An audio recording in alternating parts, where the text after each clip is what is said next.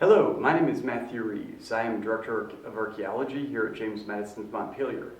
And the story I want to tell you today is the journey of this hearthstone that's right in front of us. And this hearthstone has had quite a journey over the past 250 years.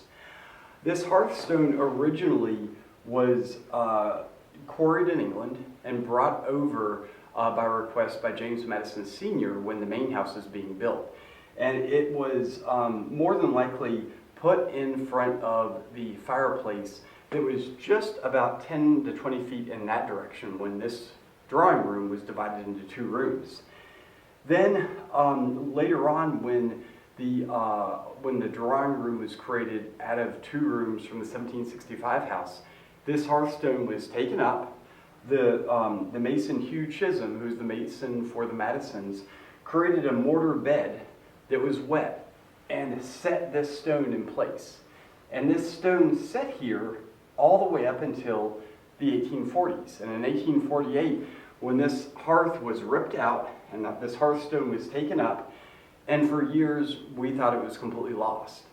And then in 2005, when we were doing excavations in the Speller, we found inside a pit that was buried underneath the concrete, which the DuPonts had put in 1908, we found a pit, and at the very bottom of it, there was a stone. We think it was for clarifying water. Basically, this stone at the bottom was used for when you would empty the pit out from rainwater, it would create the water from getting muddy. And we thought it was interesting, and then when we started looking at it, one of the masons during the restoration, Ray Kennedy, looked at the stone, and he identified it as the St. B sandstone that was used in the hearths here at Montpelier in the 1760s. And when we took it out of that pit, what Ray was able to do is look at the bottom of this hearthstone, and there are chisel marks on it.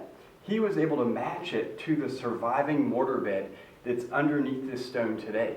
And with that, what he was able to do is make an exact match.